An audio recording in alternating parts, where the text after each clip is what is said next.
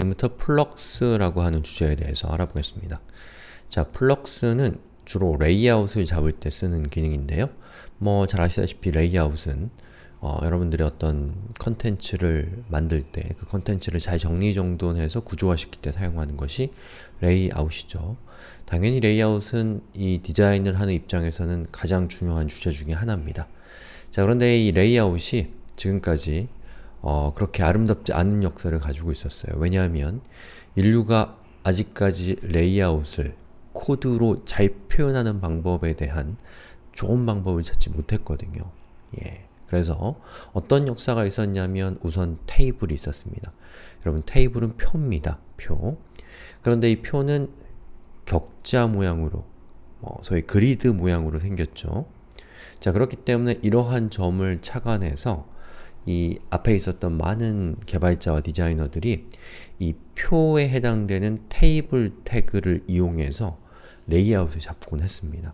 자, 근데 이것은 심각한 문제가 있었어요. 어떤 문제가 있었냐면 일단은 이 표라고 하는 것은 구조화된 정보를 또 많은 정보를 잘 정리정돈하기 위한 정보로서의 의미를 가지고 있는데 그것을 의미가 없는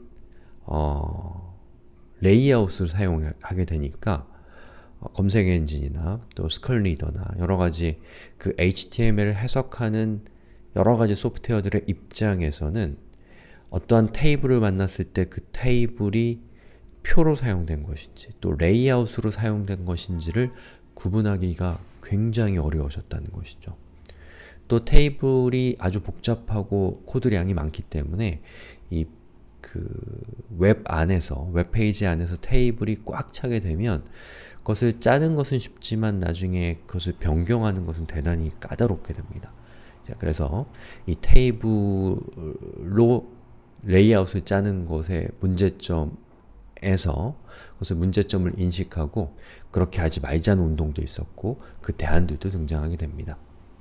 자, 그래서 이제 그 다음에 많이 사용했던 기능들이 예를 들면 포지션, 포지션의 업솔루트라든지 릴러티브라든지 이런 포지션을 통해서 각각의 그 태그들을, 엘리먼트를 적당한 위치로 옮겨 넣는 그런 방식도 많이 사용을 했죠. 물론 지금도 사용하고 있고 나쁜 방식은 아닙니다. 그리고 플로팅이라고 하는 거, 플로팅이라는 것은 이 이미지를 우리가 사파 같은 걸로 표현할 때 이미지가 있으면 그 옆에, 이미지 옆에 글씨가 흘러가게 하는 그런 효과들이 이제 플로팅 효과인데 바로 그러한 효과를 이용해서 레이아웃을 잡는 데도 많이 사용을 했습니다.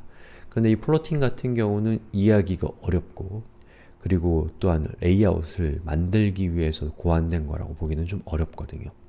자, 그래서 아주 오랜 시간 동안 거창하게 얘기해서 인류는 이 레이아웃을 코드로 표현하는 부분에서 이 갈팡질팡 사춘기 상태를 굉장히 오랫동안 지속이 됩니다. 그리고 드디어 아주 궁극의 레이아웃 방법이 등장하는데 그것이 지금부터 우리가 배울 이 플럭스라는 겁니다. 자, 근데 플럭스는